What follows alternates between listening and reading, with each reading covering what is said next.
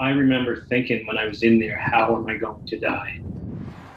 And Greg was in the hall here with the evacuee guy. And I remember just going down the side of the truck bays here beside the trucks, beside the truck that got all shot up, and had just gone into our radio communication room. And the EMO guy, I heard the shots. I was at the front of the hall. I heard the shots, and the EMO guy come barreling in the door with, he was yelling something like shots fired or several times. At that time, we all took running, ran into another room, and we started flipping tables over.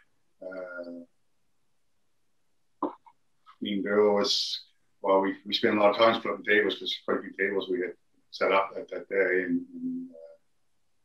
it wasn't long after there was a lot of banging on one of our doors, side doors, where the room we was in. And I think that more or less was the worst part of my feeling, because I thought he was going to get in the door and that's it. I'd say he probably banged on it at least 4 or 5 times in hard bangs. Never once it was RCMP or whatever. There was no name. Nobody said anything, and it was kind of a scary moment for all 4 of us in there, I guess. But it was probably the absolute worst moment of my life. I think on that day, we were terrorized for 1 hour by the RCMP in the middle of the worst mass shooting in Canadian history, in the middle of a pandemic. What could be worse than that? I mean, losing a family member. I mean, they put us through hell, I'm going to say the word, that day, and I think we needed an explanation. And it should have been done months ago. The acknowledgement that they've done something wrong, in my opinion, is the fact that they've paid for all the damage. No one died in Onslow that morning. No one was physically hurt. But people living in the neighborhood and the men who were at the fire hall that day lived through a trauma too. I remember thinking when I was in there, how am I going to die? Is it going to be fast? Is it, we're going to see this person? Am I going to lay bleeding on the floor? I remember thinking that to myself in there, like, how am I going to die here? Because I assumed I was going to. Greg and Daryl have felt isolated since this happened. They have each other to lean on and their partners, but they said other supports have been lacking. They both tried talking with counselors appointed through the volunteer fire service. I couldn't get everything out like I wanted to get out, like on a talk session. Like we did it on phone because of COVID. I've seen like I only get to say one thing and we stick that one thing all whole hour. My wife helps me more because I can tell her everything, and she'll ask me questions about it. Daryl tried several sessions too, but he said it felt like they missed the mark. I don't think people understand the seriousness of or how close somebody was to dying that day.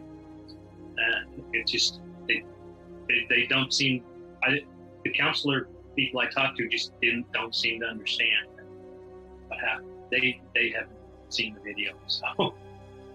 Greg said the emergency management office is trying to arrange for them to see psychologists 10 months after the fact. Greg and Daryl have been volunteer firefighters for decades. Seeing tragedy and witnessing trauma is a harsh reality of the job as first responders. But when it happens to you, Daryl said, it's different. Some days are good, some days aren't. I never slept last night, so some days aren't good. They're just not. It's the trouble focusing. It's no ambition, like to move past it. Experiencing trauma is different than witnessing trauma. to go to a fire, somebody dies, or you pull a body out of a house or a car accident. We were just there as witnesses, but we weren't here as witnesses. We were here and experienced it. They've had a lot of support from the other members of the fire service and beyond. Greg said other firefighters will call and ask how they're really doing to make sure they know people care. While that can be a painful reminder, it's nice to feel like people haven't forgotten. But Daryl said he hasn't always had the same experience. Sometimes I feel like I had plague. Really? Yeah, and it's sort of the opposite of what it seems like. Everybody's scared to ask you how you're doing in case you answer. He feels like most people can't understand what they've been through. They don't always know how to ask about it, and there's not much anyone can say to make it better.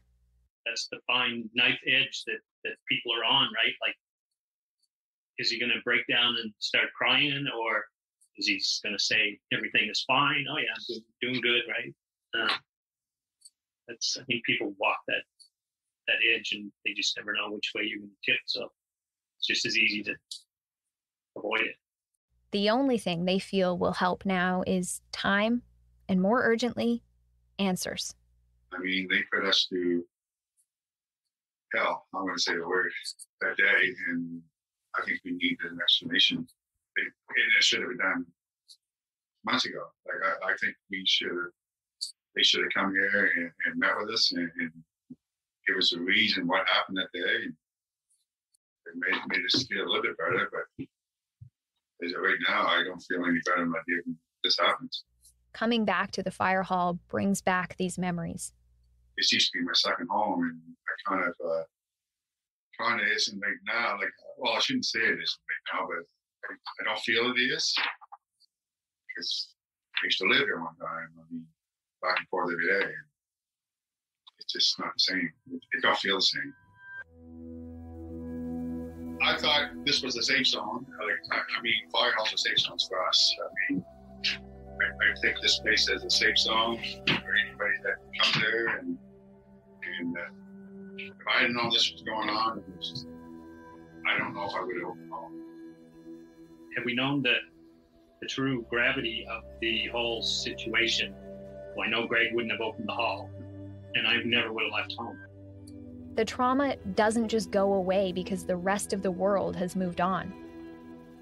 The fire hall itself is pretty much patched up. From the outside, it looks like things are back to normal, even if it doesn't feel that way.